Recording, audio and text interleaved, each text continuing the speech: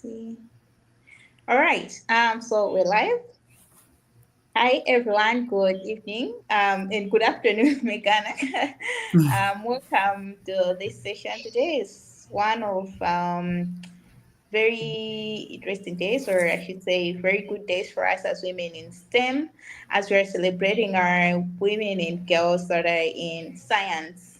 And this discussion is basically for us to just talk about some of the issues that women face and also how we can progress as women in these spaces where we have like men dominating. So, my name is Innocence Ndembera. I'm the founder of Women in Tech Malawi. I'm the CEO of Chipping Limited, and I'll be moderating this panel discussion. I think we can just give a bio, starting with Megana, and yeah. Yeah, hi everyone. My name is Meghna, and I mainly work in the cloud technology space. I've worked in companies like Deloitte and Siemens for about like 3 years.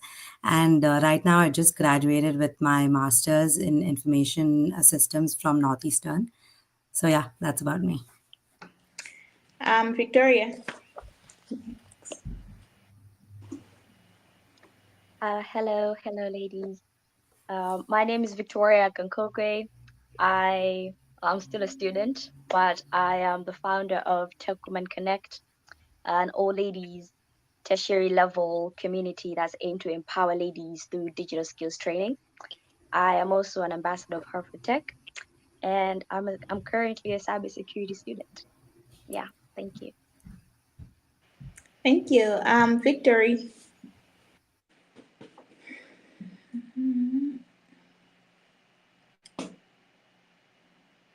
You're muted, I think. Okay. Hello, everyone. Sorry about that. Victory Eze. I'm a senior developer engineer here in the UK. I'm a Nigerian, but I live in the UK, and I've worked with various complaints, setting up servers, tearing down servers, CI/CD pipeline, and a host of others. But one fun thing about me, why I love this community, is that I wasn't always into tech. I was in academics and I transitioned into tech. So I'm always excited to tell people that aspect of the story and to make them know that yes, everything is possible. Thank you. Okay. Thank you. Manuel. Hi everyone, my name is Parisa. I'm the founder of Girls Coding Academy here in Lesotho. I'm Google Women Techmakers lead in the Southern Africa. I and we have been I've given support to Eclipse Foundation research that has been recently published, and also my clients here at Girls Coding has also published some of the papers. So I advocate for women in technology. I've been doing that for the past 7 years. I think that's it. Thank you. Also an application developer at Revenue Services Lesotho. Thank you. Oh, thank you very much. All you ladies here are wonderful, doing very amazing work in the industry now. Now I'm just excited to learn a lot from you and yeah, how we can basically empower other women so that they could be like all of you that are here on the panel. I think my first question is going to go to Manuel. Um, I just want to hear from you. How has diversity or lack of it influenced your journey in STEM? And what steps can organizations take to create truly inclusive society spaces? I mean, scientific spaces. Sorry. Um, I think the first difference in my journey was that I did computer science. So in my class, there were few ladies in class, and also in my journey, me growing up, I didn't have access to computer. I didn't have access to internet. So those kind of things, I got to experience them while I was at the university level. So that was a challenge, and that is when I started advocating for ladies to be part of computer science because there were few ladies in class, and also it was hardship for me even to pass some of the subjects like coding. The HTML was it was complicated. So that is when I started advocating.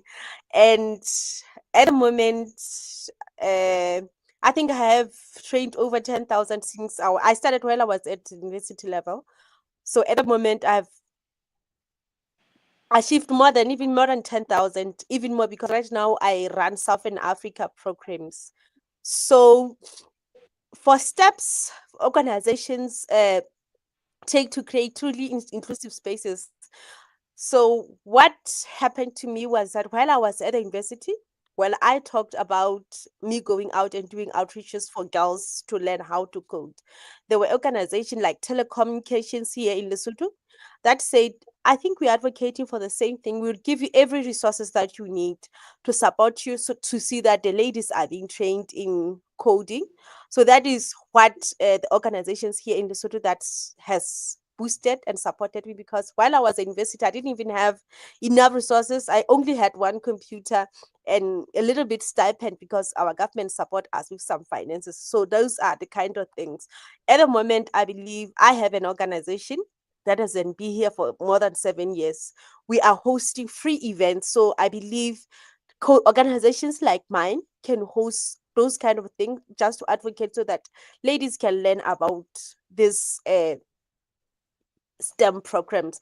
Organizations can do that. So that is all I have to create those inclusiveness, and also for universities as well, because I've seen more than ladies are scared to be part of STEM programs because most of the people fail in that field, and some say it's very difficult. So the university has to advocate for ladies to be part of that and advertise, and so that it can encourage more ladies to be part of STEM programs. Thank you. Oh, thank you very much. There's a lot that you have unpacked, and yeah, I can agree with you. Even here in Malawi, we have like such problems where not a lot of people have access to computers, and if they have access to them, it has to be at least when they're in the university. But below the university level, not a lot of them have the computers, and also at the university, it's somewhat hard to have like the access, and it becomes challenging. And yeah, thank you very much for that.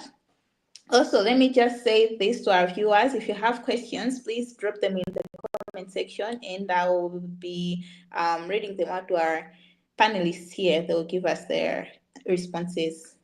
Now, the next thing that I want to hear is from you, Victoria Kankokwe. How can media representation of women in STEM be improved to break stereotypes and encourage more girls to pursue career in science and technology?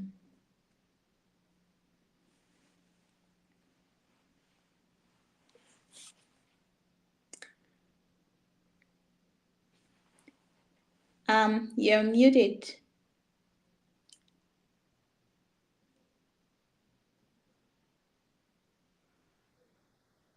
Okay.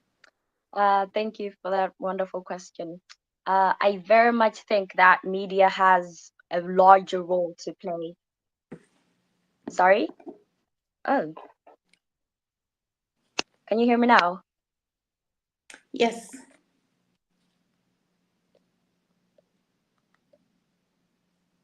Hello, can you hear me now? Yes, we can hear you.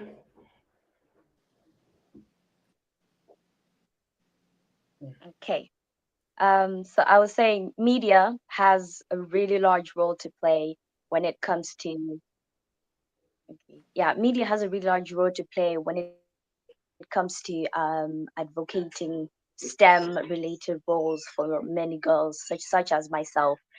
And I think one of the best ways to do this is by making sure that they share real life success stories as well as encompassing the struggles that women and girls go through.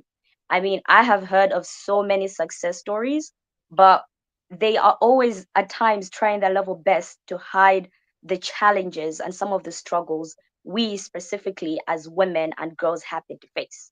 I feel like if we could take our time to further enlarge this particular aspect of sharing the struggles and the challenges that women face, we would actually reach a broader aspect of letting girls know the nitty gritties of what it takes for you to continue thriving and prospering in tech.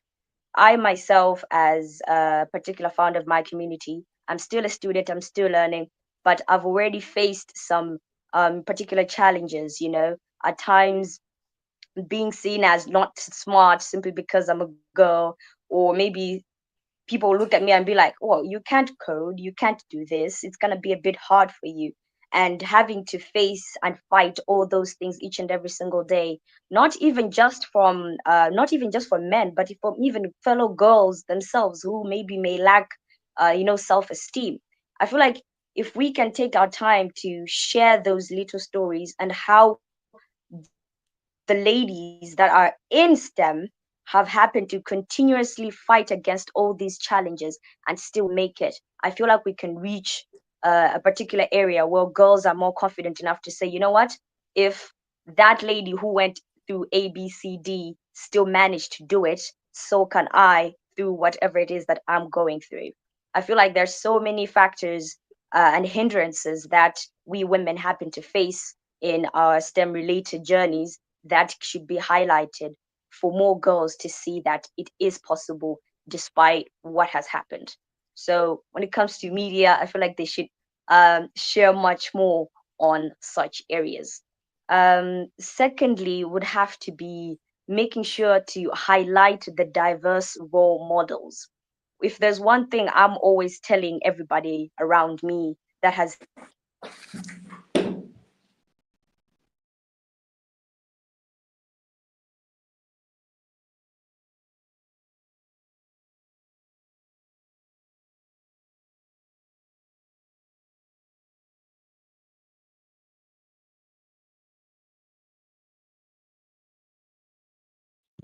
Hi, Nuseja. I think Victoria has been cut off. Yeah, I think she has a bit of network problems. Let me try to bring her back in. But yeah, thank you very much. I think she raised good points as well. We could hear where she was going and where she was coming from, but I will give her a chance to finish her point later. So I think for now, I would like to hear from you, Victory. What are the biggest challenges women and girls face in STEM careers, and how can mentorship, policy, um, systems help bridge the gap? Mm. Thank you very much for that question. So let me use myself as an example. Just like Manu said when she was speaking, that in her class she was in computer science. I studied physics first and second degree, and I was practically the only female in my class for the two lectures, and it was awkward. One of the challenges is that I couldn't even meet up with the guys to like, please explain this to me. So it's just like everybody just going to look to you that you didn't get it because of your gender, right? So that feeling of, if I ask, is because they feel I'm dumb. That is why this happened. So it was really a very tough time for me, and I think at a point I actually failed my MSc because I couldn't summon up the courage to ask. But I know if we have other women in that same class, we can, it's easier for me to walk up to a woman and say, how far have you done this, than for me to walk up to a man. I don't know if you understand. So that I actually failed at the point, and that was one of the challenge I have. If we were more in that class, I don't believe I would have failed. But that's by the wayside. Also, when I delved into tech properly, it was a turning point for me. I like, I want to do this. And I didn't get into tech very early. I already have two kids, and I needed to learn cloud computing. I needed to learn DevOps.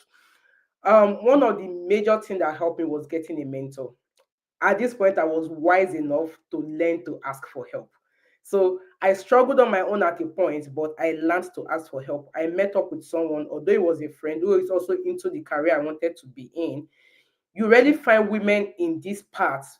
Um, so you also have to default back to the make folks. And I was like, please help me. And he guided me through. And it was a very lovely period because the struggle I had during my schooling period, I didn't have that because I had a mentor. And yeah, here I am today. The insecurities and the fears are still not totally gone because when you work in an industry like mine, especially when you find yourself in the country that I'm in, whereby in the midst of, you can see a lot of people and you are the only, how they celebrate us is the only black woman, right? It's always challenging, really, really challenging. And also asking for help, I always feel this inferiority of, am I asking for help because I don't understand it or because I'm weak? So, but I notice that anytime I ask for help, it unblocks me faster. Yeah, so mentorship, not ashamed to ask for help. I'm saying this because I've been a victim.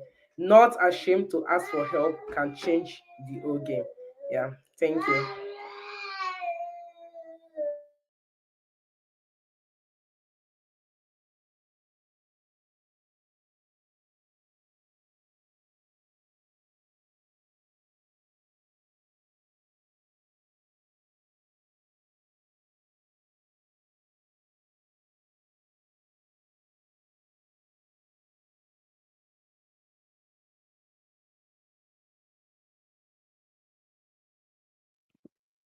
Innocentia?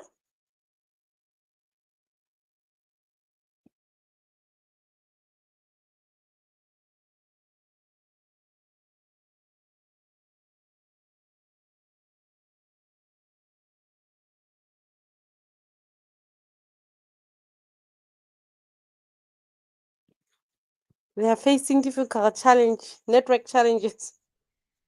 I'm back. Sorry. Yes, I don't have lights at the moment, so I'm using my phone. And now I had to also admit Victoria because of her challenges. So yeah, I hope you can hear me now. Yeah, we can Yes, hear we you. can. Okay, perfect, perfect. So I think I'm just going to. Oh, welcome back, Victoria. We missed you.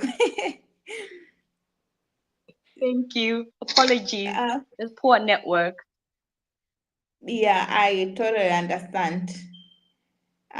Maybe before we give you a chance to finish your point, I was asking the last question to our last panelist here to say what practical steps should young girls take today to build successful careers in STEM, and how can they amplify their voices in these spaces?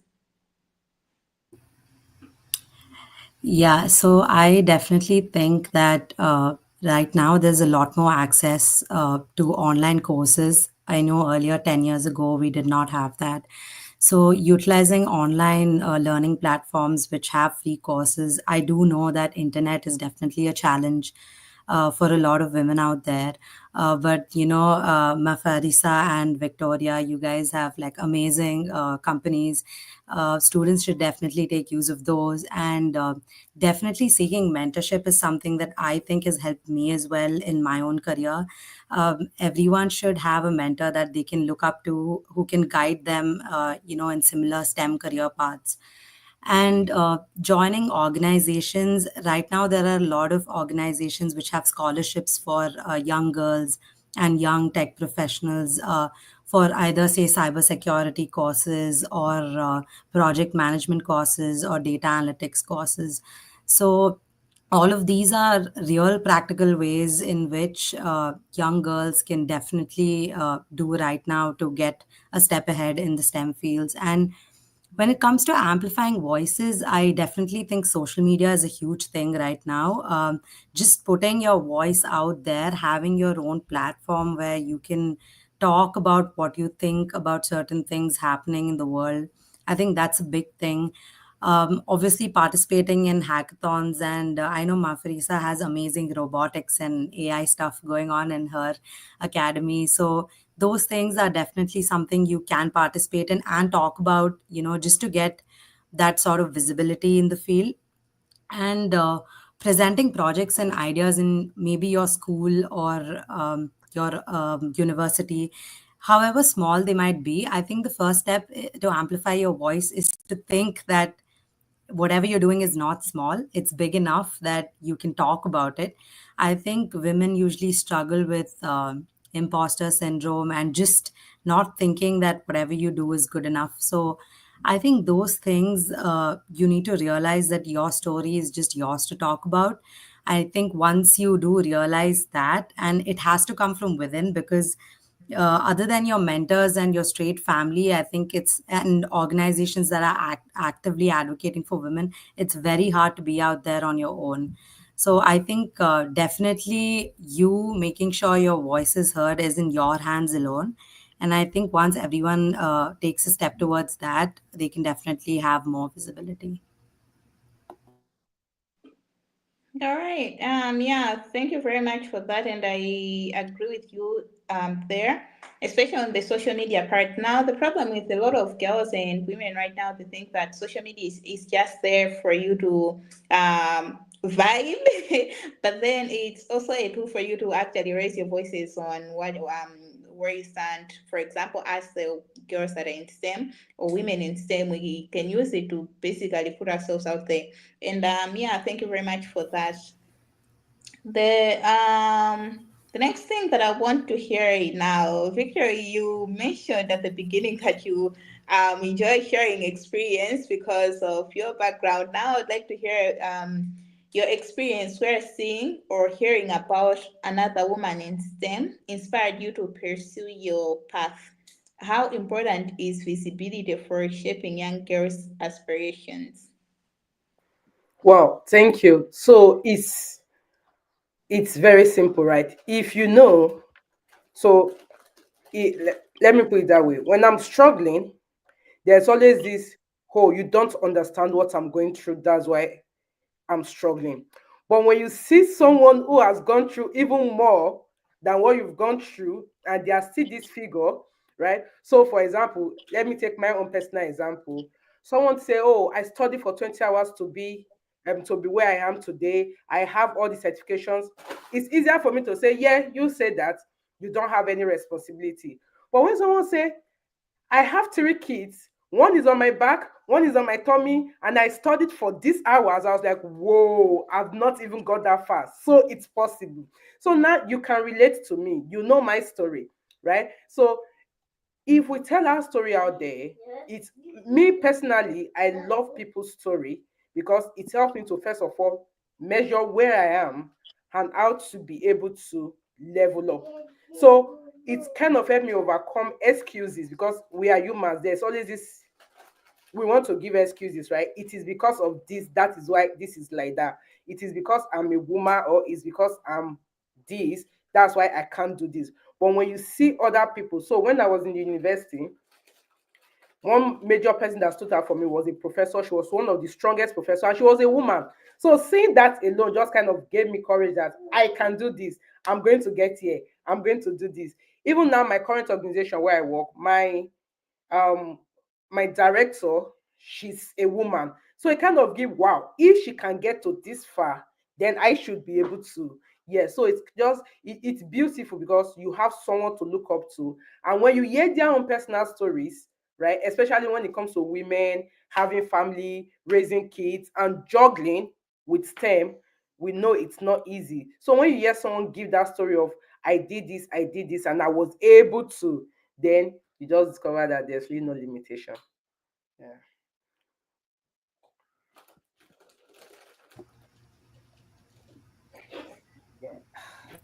Yeah, I think, like you said, peer mentorship, like having someone go through with the same similar circumstances or anything similar, that really sets you like a lot of steps ahead. And like with my personal example, I had attended a conference last year, and I saw these amazing women with their own companies and all of that, and they're doing a lot in the tech space. And I was just like, this is crazy. Like, I would not be able to imagine this if I did not get that sort of experience and like watching it live with my own eyes. So I think that's what really started my whole depth into my tech journey. Up until then, I think I was like afraid to like put out stuff on LinkedIn saying, hey, this is what I think. But I think once I met these women and having them as like role models, like you said, I think that really makes all the difference. Yeah, thank you so much for that. And just a quick one. I quite agree with you. Okay, before now, right? Just like when she put up this flyer and I started going through the profile of everyone that was speaking, I was so encouraged. Why? Because before now, I've always wanted to start. So here in the UK, sorry about the background noise, please. Here in the UK, there are a lot of migrant women, black women who does a lot of odd jobs. They want to transition into tech, but it's kind of a major challenge because you need to meet up with the Joneses. So I've always wanted to like start this, not to girls now, but women team. But there's this, are you sure? Can it work? But going through your profiles, and I was like, oh, they can do it. Why can't I? So that's really just seeing it. And to be sincere, I've never met any of you before, right? I think it was in Reinvent Group that she met me. But knowing that it's possible, then I'm just going to go ahead and do it anyway. Yeah, it was Reinvent I had gone to where I had met people with like amazing companies and stuff. So Thank you. I think All I right. can Thank you very much. uh, Victoria, you're back. Now you may tell us you were speaking the other time, so I think you will prop up your network. yes, apologies for that.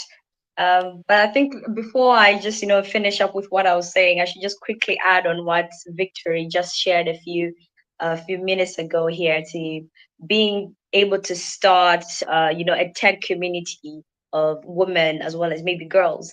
I remember when I was starting out my community, it literally started with a simple conversation that I had with a fellow friend, where we were just talking about how girls at tertiary level are performing in STEM fields and what we can happen to do. And then we just told ourselves, you know what? Instead of having to go out and seek particular organizations and ask for help and do this and do that, we're like, why can't we just start it? Because at the end of the day, there are women out there who are in non-tech fields but have an interest in jumping into STEM fields, but they just don't know where to start. They don't know who to reach out to, and at times having to undergo through large particular applications, at times they're just a bit hesitant to do so. And so we just told ourselves, you know what, let's just start a community where we're going to let people know what we're doing. And at the end of the day, just continue growing as more and more people start to get interested in what we're offering them. So you don't have to start with 100 people. It can literally start with your coworker who's sitting right next to you at work or something like that, a friend who you're sharing similar interest, similar passion, and from there you just continue growing. I started my community when I was in third year. I was not an expert of any field at all, and I cannot call myself an expert at all at the moment, but the little things I have happened to be learning each and every single year, I always make sure that I also share it to somebody else. And I just keep an open mind to all the advice I'm receiving from my fellow peers, because I also make sure that I surround myself with people who have, great passion. But also, as McKenna said, take advantage of the mentors, the people that have already been there, the people that are already doing it. When I was actually flipping through each and every single one of your profiles, I was like, whoa, I'm the only student. I'm surrounded by these amazing women. And I even remember telling Essential, I was like, what are you thinking putting me out here? But I know that at the end of this screen, there is another student watching, and she's seeing me and she's able to say, wow, she's the only student. She has been able to accomplish all these things as she was still doing her studies. I can also do it. In fact, I can even do it better, you know? So you don't have to start large, start with what is there, and people would definitely follow, because there are women out there that are very hungry for knowledge and they're eager for the skills that are in STEM. Yes. And with the question that you gave me, in a sense, on Yes, media please. representation, to when it comes to empowering women in STEM. I spoke on sharing forth real life experiences, but I think my second one would have to be making sure to also highlight diverse role models. I am a cybersecurity student, but many other times I will come across, digital marketers, software developers, and I learn something from them each and every single time. That same advice, I'm able to use it in my field of profession as well. As a student, it's not only that I tackled cybersecurity concepts, but I was also able to cover, the software development side of it. I was able to do the networking, the digital marketing. I was able to do all that, but I've definitely had different women, different men even being there to continue sharing what they have learned.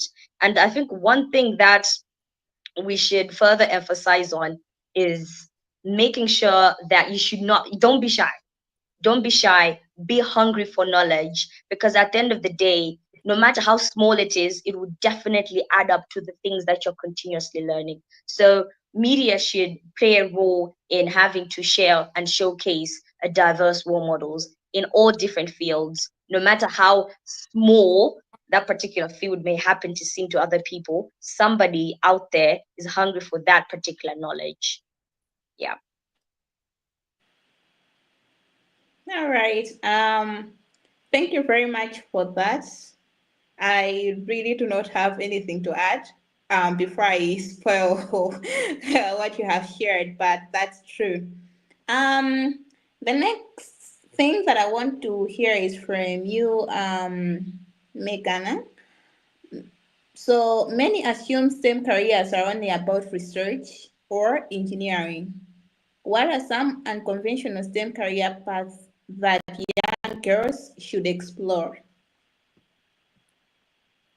Yeah, so I definitely think it totally depends on what you're passionate or interested about. And I know when you're young, you tend to not realize, what your interests lie. Sometimes you try something and you don't enjoy it, and then you just want to switch, and that's okay. And I think, like Victoria just said, that there are a lot of things out there in the tech field that it's not often talked about. Even digital analytics, something as simple as that, using technology to drive like marketing and strategy for huge companies, like that's a huge field. Or ed tech, just having tech to improve education access, or even game development, robotics, any of these fields. And even technical recruitment, I would say, because it still keeps you in the field. You have to know something about it. But I think the main thing is to figure out what you're passionate about, like the three P's, like passion, purpose, and obviously profit. And at times you take like a lot of tries to try out what you're interested in, but you have to be passionate about what you're doing. There has to be some sort of purpose, and it has to make you money. So even things like product owners or scrum masters or any of these fields, but you just have to take that step ahead. You have to not be shy, like Victoria said, and you have to try these out for you. Because oftentimes there's something that you think you're interested in, and then, it totally is something that you don't want to get into. So the first thing is researching about stuff, having a peer mentor that who you can talk to about different things that you can want to even try out. Maybe some people don't even know what are the different things they would like to try out, because it's so vague. And even if they're hungry for knowledge, but they just don't know where to start. And I think having that mentor and researching about these kind of things, you will definitely get to know more parts that you can uncover. Yeah. All right. Thank you very much for that. Um, Maneo, what role do governments, educational institutions, and tech companies play in ensuring more women thrive in STEM? Are there policies or initiatives that have made a difference?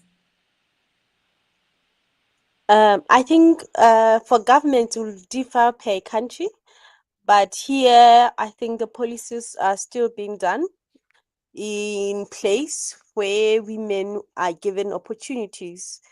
Uh, for example, there are trainings like my organizations, are opportunities that we had where there was a government grant where you can apply, and then women were given the first priority. So those kind of things are here in the country.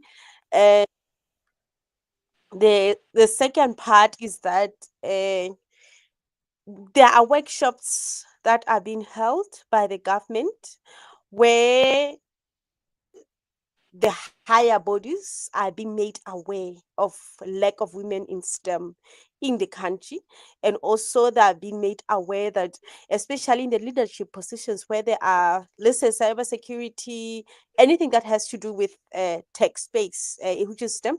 So those kind of workshops are there. Conferences for ladies, they are there. So we get a full support. So the government here in Lesotho, because I'm a Lesotho citizen, that is the best part that I know how at the moment. But as for educational institutions, at the moment, I really don't know. But they don't do. I don't think they are doing a lot on that part, because they only advertise that um, normally that the applications are open, everybody can apply, but these kind of courses that are not being exposed to the ladies, I still think we still need a lot of advocacy that ladies need to learn and know about this kind of STEM, because most of the ladies do apply for normal jobs, not in the STEM field, because most of the STEM field is mostly uh, being dominated by men. So I think for educational institutions, they still need to play a lot of role. I haven't seen it yet. I think 20% of them that are doing that, but not a lot. So as for tech companies, I think they are doing a lot, and they're sponsoring a lot, and they're doing a lot of advocacy. And one of the tech companies here in Lesotho, which is the telecommunication, I would say that is the only, because those are the kind of tech companies that we have. They are advocating for women to apply, especially for those who are in the STEM fields and take their leadership role. And also, they're also going in the grassroots to see to it that every girl and every women are given an equal opportunity as of men, especially in the STEM field. So those are the kind of things, and they're also helping the government to do the right policies and supporting them in as much as they can. So for the policies, especially for government, it takes time to be implemented. And in the tech space, which is the STEM field, things are a little bit quicker. So it takes time for the government to catch up with the kind of speed we are now in the AI space. I don't think we have policies that has to do with AI right now No. in my country. So so those are the kind of difficulties that needs to be done. I think we need to change and adapt to the real world. So even the companies are trying, but it's not easy. But so yeah, the initiative is just to advocate and have this kind of moments and talk about it. Thank you. All right, thank you very much. Is there anyone who would like to add anything on that from the panelists?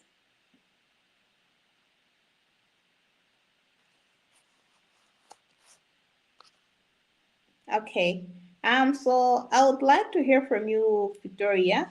Looking ahead, how do you see the landscape for women in STEM evolving over the next decade? What shifts need to happen for real change to take place?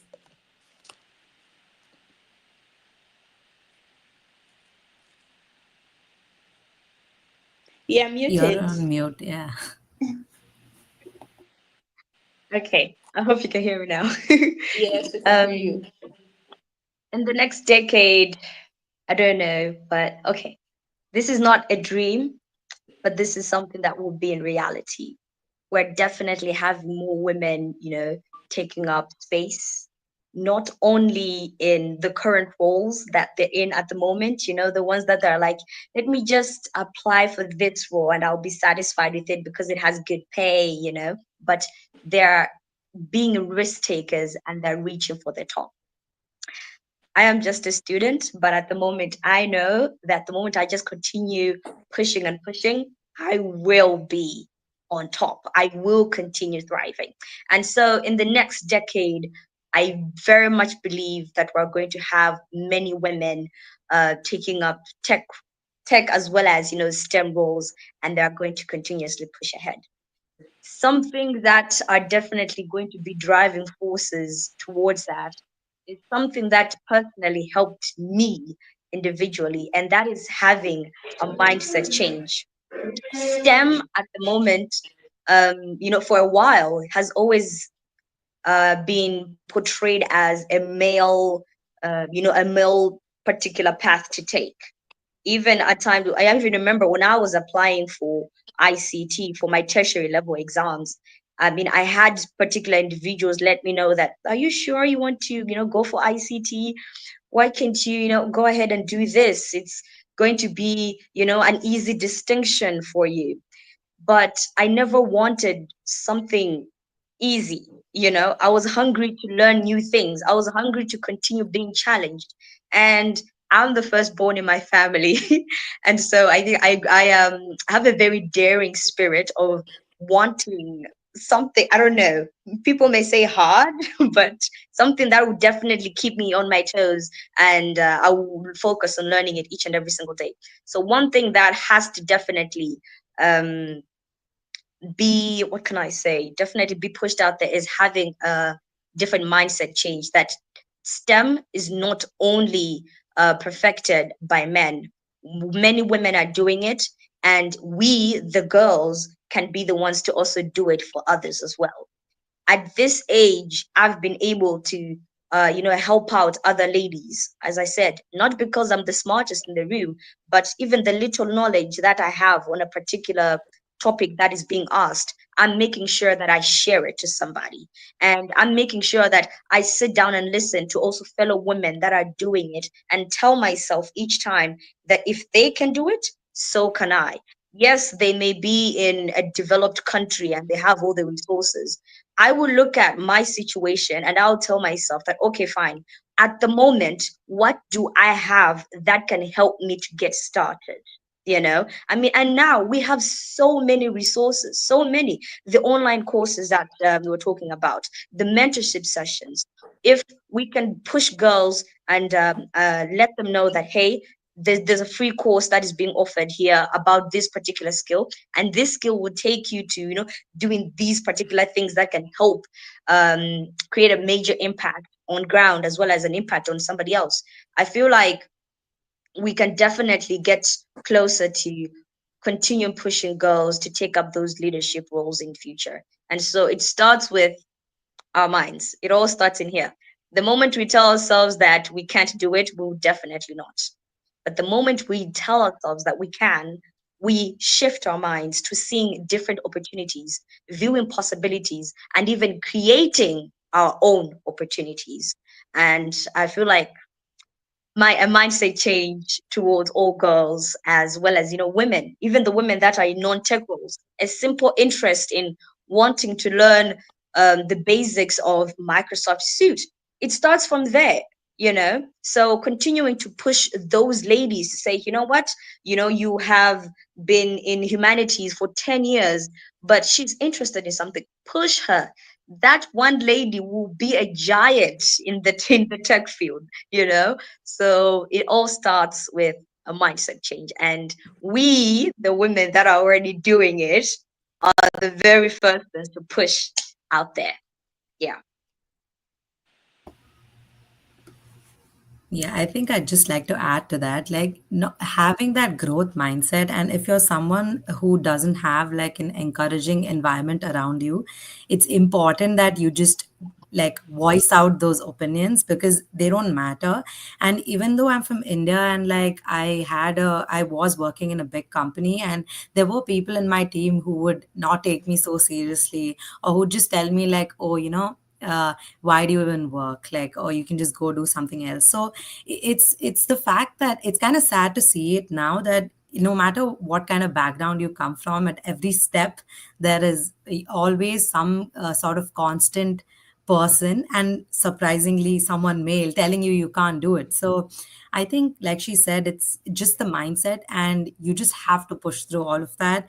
You should want better, have better things for yourself. And I think that's what takes you there, because a lot of people don't have encouraging families, encouraging friends, maybe like nothing with them. But I think just having the will to do better for yourself and get into that no matter what, like that's what is going to save you. Yeah.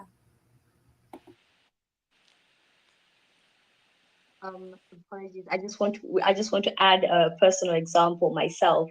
So in my final year of tertiary level, I had to switch classes just so I can have the proper positive mindset to proceed with my studies. In my class, I was being given opportunities by my department. If there is a particular conference happening, my name would pop up on the list for me, to go there and represent the university. If there's a boot camp somewhere, and it's involving things to do with networking or cybersecurity, they would know that, we have a student, Victoria, she's interested in this field, she can benefit from it. So I would pop up on that list.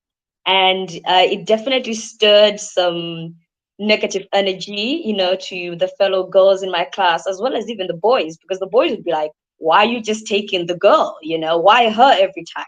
And it got a bit extreme, to the point where, at times you're checking the classroom chat and people are talking about you loudly, they would talk about me loudly, but I told myself that, the universe is helping me. The opportunities are there.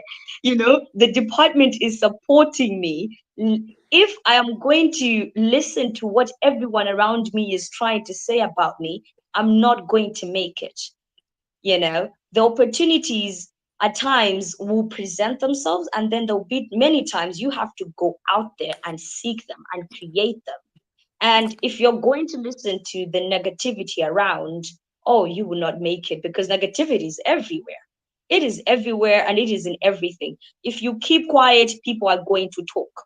If you say something, people are going to talk. So you just have to, toughen up and say, which talk am I going to be okay with? You know, if I'm quiet and people are talking about me, am I going to feel okay that I'm not doing anything? But if I'm doing something, I'm trying each and every single day and people are talking, eventually I know that the small steps I'm taking will lead me somewhere.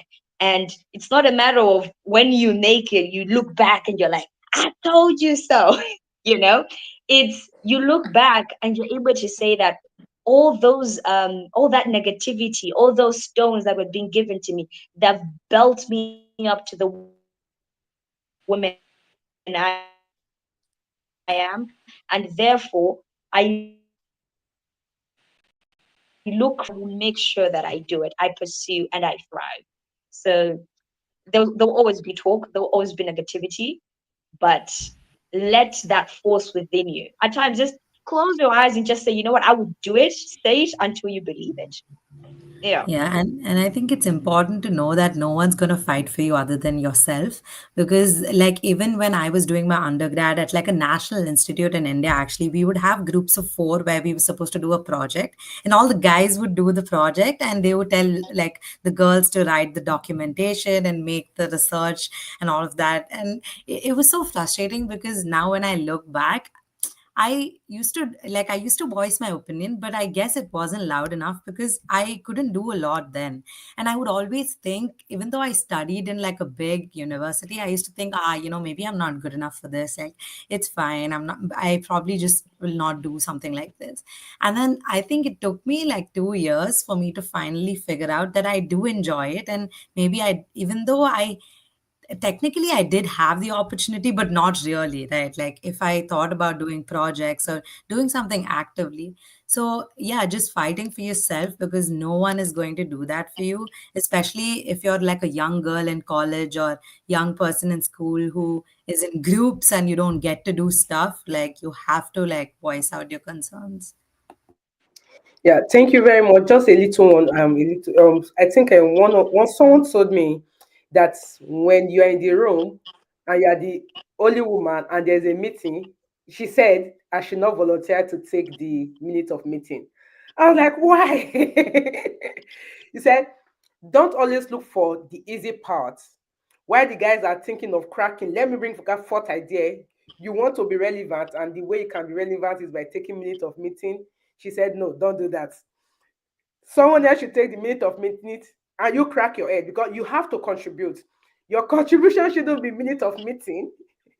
And since you already removed that aspect of minute of meeting, you just have to think, which it's somehow, but it's so true.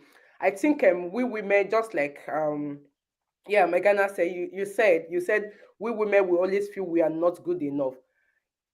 I think every woman goes that route. I feel it every day.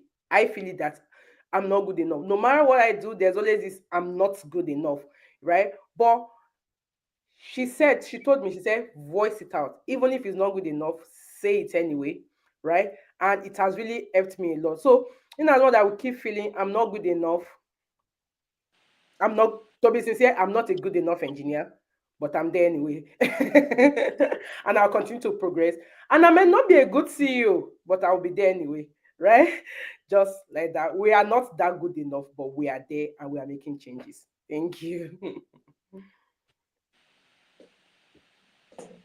Victory, Um, you may feel that maybe you're not good enough, but there's certain people out there, even those fellow men that are looking at you and they're like, if only I could be like Victory, you know? So channel, channel and voice it out. Yeah. One thing that I like personally to do to just boost myself up at times when I get really low and maybe I feel like I'm the dumbest in the room, I'll just go to a quiet space somewhere and I would just start listing some things that I've been able to do that I never thought I could do, you know? And I would just meditate and think upon all the hindrances that were there, but they never moved me. I mean, yes, I had a cry or two, and I told my mom or my sister or my friends that I'm just not the one, but I still did it. Always remember those moments because they will fuel you up. So, yeah. I mean, I'm Yeah. looking at you and I'm like, wow. No, I think you are right, right? This was my personal experience. The first job I got then, I was supposed to be a junior DevOps engineer. So, but they were supposed to hire the next senior, and I was struggling. I was struggling, like you said, I will cry. I cried, right?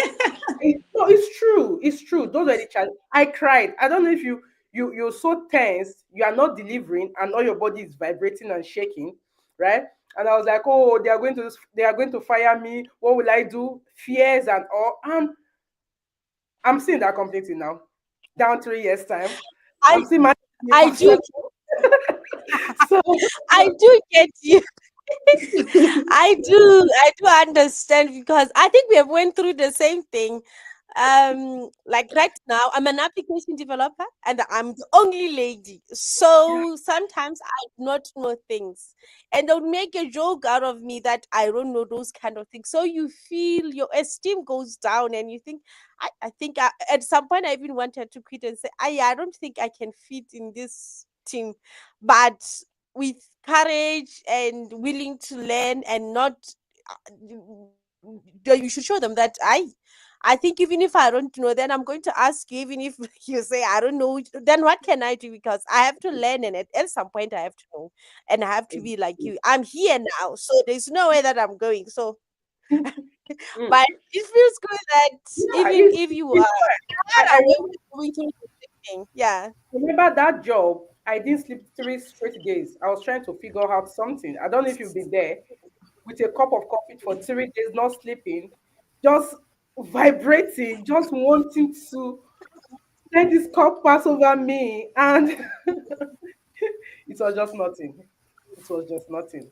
Right? So it's challenging. We I conquer it all. we take it too much personal.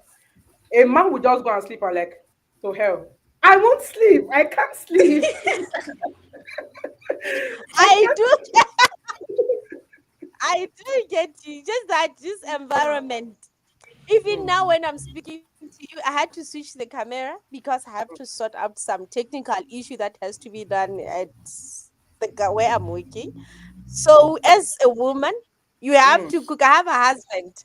I mm, have to look after the family. I'm here now on Zoom meeting, and I have to sort out that technical issue. And I think as women, mm, um, we were taught, like when you grow up, you are being taught how to cook. You are mm, being taught everything you have to learn, being told how to do it. For mm, guys, that is not how they are led, they learn. They can do what, yes, some are being taught how to do some of the task at in-house, but I think mostly they are given, they are free and have an opportunity to do and learn and fail. So they grew up knowing that failure is part of us. But us, mm. we are collected. It, You it can't just fail. You have cannot to be people fail. beautiful. You have to be it's a Mm. lot to be a lady, especially in the STEM field.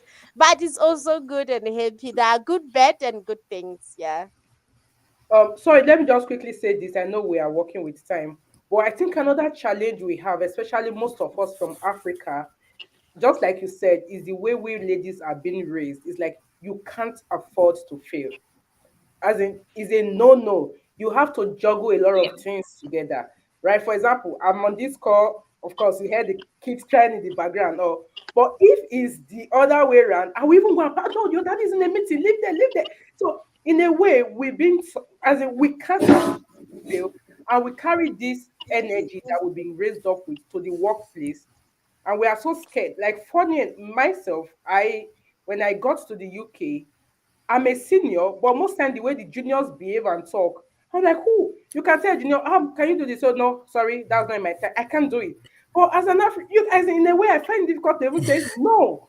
Another thing is we maybe because the way we're raised to not being able to set boundaries, it also affects the way we relate in STEM. That's just what I've discovered. And I have to start learning and relearning that, oh, yes, although I was raised not to say no, not to voice out my opinion, not to do this, but for me to progress in this career, because in one thing in tech, for you to progress, you need to put a lot of effort. It's true. Just like you say, policies, government are not even meeting up with the AI and all. A lot of things are coming up. It's the truth, right? And we need to apply ourselves. So being able to like, okay, let me just give you a simple scenario. I have a child. I work remotely, and sometimes I take care of him. At a point, I just like, I'm taking this child to nursery. I need to focus. I'm not a bad person for doing that, right? So being able to even remove that guilt of you stay your life, let me focus a little on my life. That's one of the challenges I feel we juggled even as women. Yeah, the girls might not experience that, but we always have demands. I think it's our culture. It places demands on us, and you have to just juggle everything. And at the same time, you are expected to excel and even do better than the men. So, Yeah, it's And just so surprising. Sorry, it's just so surprising that like every time I speak to someone about this, everyone has the same experiences.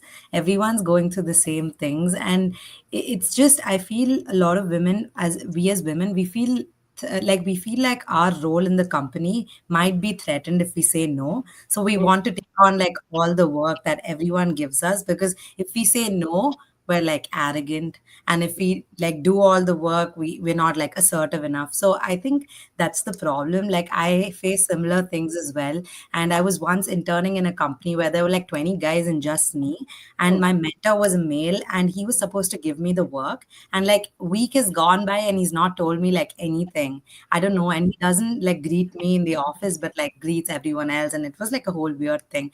There were days I would just pack my lunch, book a meeting room, go there and just like cry like Victoria said, and I would call my mom and I'd just be like, I can't do this, this is so not me, I can't be in a place where there's so many guys and there's mm, no women out there that like that. And eventually my mentor got changed like in a week or two, and it was like a female.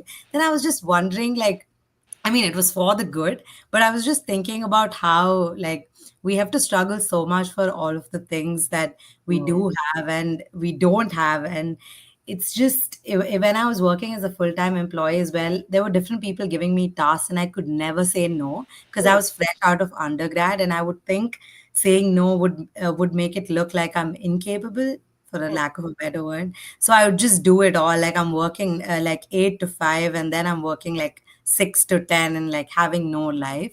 And I mm, think it's not to blame men for it, but they have the luxury of doing other things that us as women don't, like yeah. even being in university and like doing things for yourself. I think they just have a lot of luxury that way that we can't afford to have, or we don't choose to have if we can afford it. We can't afford it. Yeah. I at some point there were time like right now there's incident that are calling me about. Mm, That it's an incident that took us 2 weeks. mm, Sleepless night, sleeping at 1 a.m., mm, having to go back to 8 a.m. So I couldn't wake up and do all those kind of things. When you are a woman, you need to go to shower, you need to still look good, you mm, need to eat, you need to look after. That was a struggle. I think our in those 2 weeks, I think for the second week, I reached to a breakup point mm, where I just don't want to be part of this program. I don't know why I chose this kind of field, but mm, I think the way we are raised as women, we didn't know that this kind of things that we are faced. That is why we cry when things don't go the way that we were raised when we are girls. We want things that are easy, soft, and all that. mm, But this field is needs the cold hearted. I would say that. I think they need strong, independent people who have self esteem at some point, and mm, people who say it's okay to fail and it's okay to be yourself and it's mm, okay not to know. But you not knowing, don't just stay there not knowing. You have to learn and how to do those kind of things. I know some of the things may be difficult to learn all of them and also be a lady as well. So that is what we are facing. But I would say to all the ladies, it's possible. It's not easy, mm, but it's doable. Yeah. mm, I think one of the things that personally helped me even throughout my uni life and as I'm about to like start off my industry life set is, as you have said, we girls really are raised differently. So one of the things that helped me is I would look around the room and I would always tell myself, okay, fine, there are about Sorry, 30 Victoria, I people have in to here. go to another meeting. Oh, okay. I think I have to go to another meeting. Ladies, it was nice meeting you. Bye bye. Lovely Bye. meeting Have you a good day. too. Yeah. So, as one of the things that helped me is learning to also embrace the failure mindset. That, mm, you know what? It's okay to fail. It's okay. I remember first year of studies, I failed math, not once, twice, mm, and a couple more times along the way. And I remember the very first time I failed, one somebody who is an important they take up an important space in my life told me, you know, you're the very first person to fail math in your bloodline. And I was like, what? mm, Wow. So it really, it hurt me. I was like, ouch, but I analyzed and looked throughout the room and I asked myself, who hasn't failed before? You know, there, there are times you will get things maybe on the first go, but many other times you're going to have to navigate through it without knowing and learn along the way. Learn through the process, learn through the experience.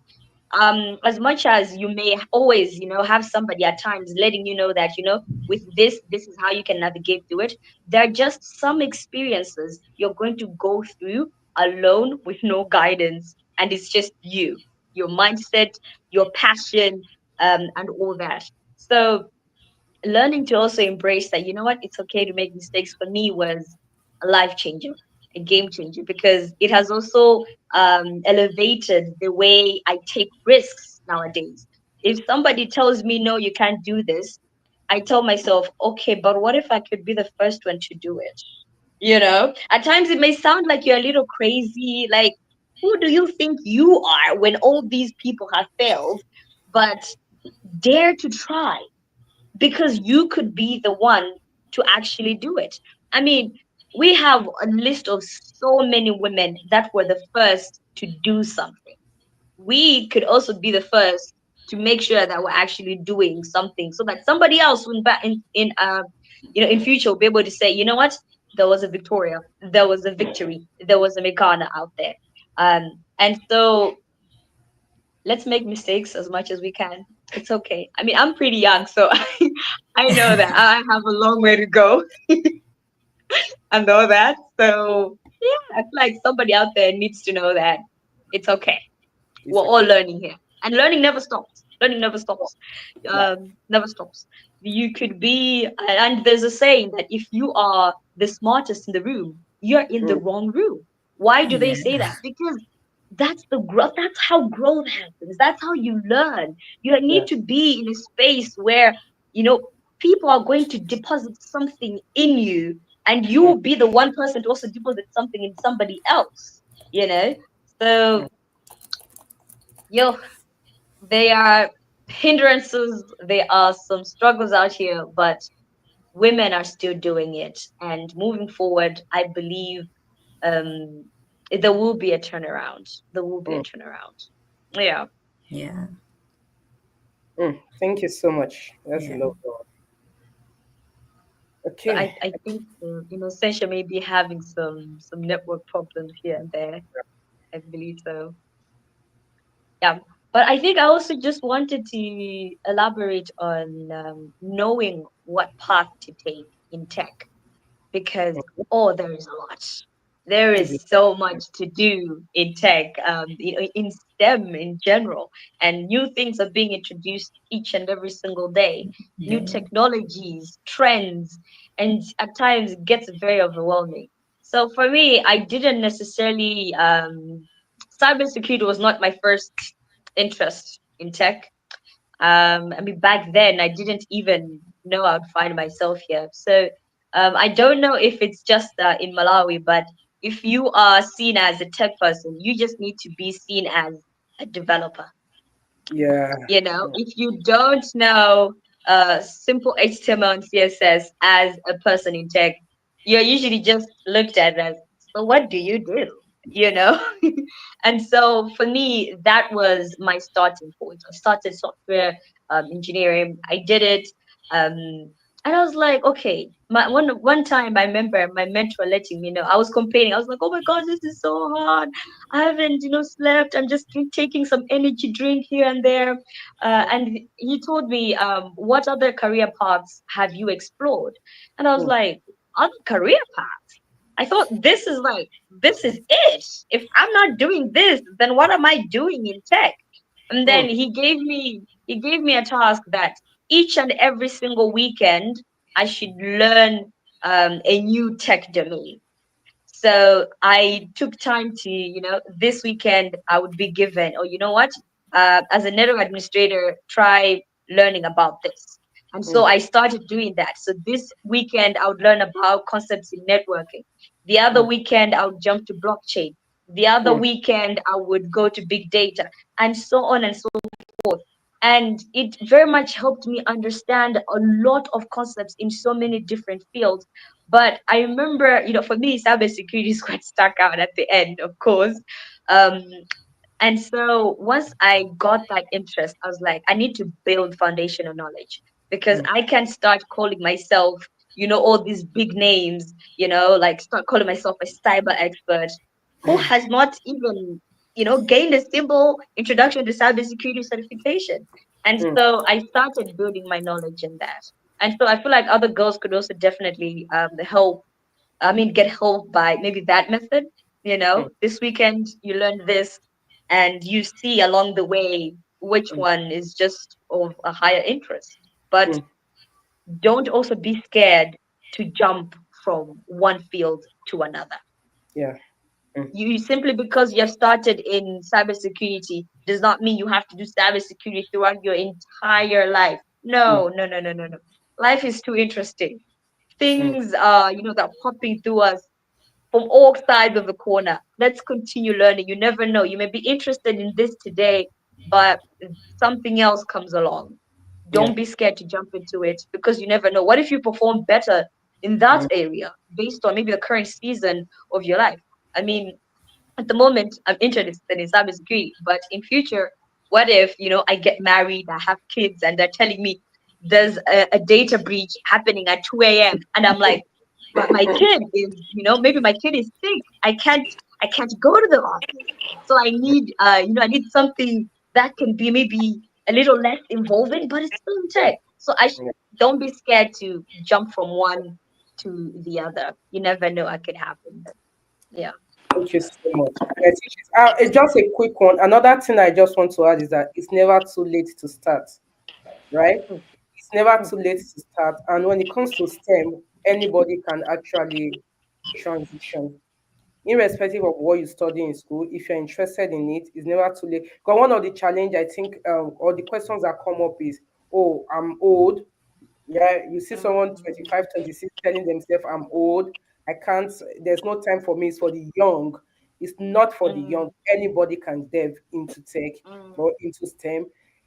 Yep. It's never too late. There another question is there, okay, what if I learn this skill? Who will hire me?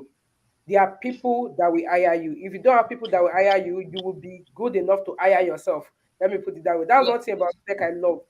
If you don't get people to hire you, you hire yourself, right? So it's never too late to start, and there's always an opportunity for everyone. There is always an opportunity. I'm talking from life experience. There is always an opportunity. Thank you. Yeah, and I think a lot of people are confused because there's so much information out there that you Mm, like a lot of people spend so much time collecting all of those resources on how to start, but they never actually start. So I yep. think, like Victoria said, just starting like one thing in a week and just start like somewhere instead of because right now it's like if you click something on YouTube, it's going to show you like 10 other videos. You're like, okay, this is too tough. Like, go to something else. So I think this switching happens so much. And at some point in my life, I went through this, and just starting is important. So yeah, just start. All right. Thank you very much for that. I don't really have anything to add, but just to say, I have learned a lot, and I'm so excited to take one more step in my career. And yeah, but I would have loved for us to keep talking, to keep sharing our experiences, to keep discussing. But then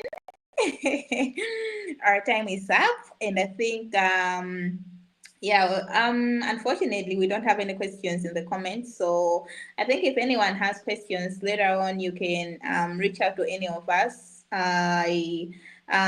Women in Tech Malawi has tagged all of us on their page on LinkedIn, so you can connect and then be sure to ask things. I mean, these women are already have already opened the doors for us to help us, and yeah, let's take advantage of that, because one important thing that was emphasized in this discussion is that mentorship is everything. You need someone to be guiding you. So yeah, if you have questions, if you have maybe you're confused about something, reach out to any of these wonderful women, and I'm sure that they're going to respond to you.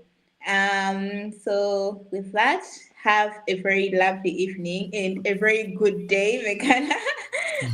Yeah, so until next time, bye. Yeah. Bye. Thank you for having us.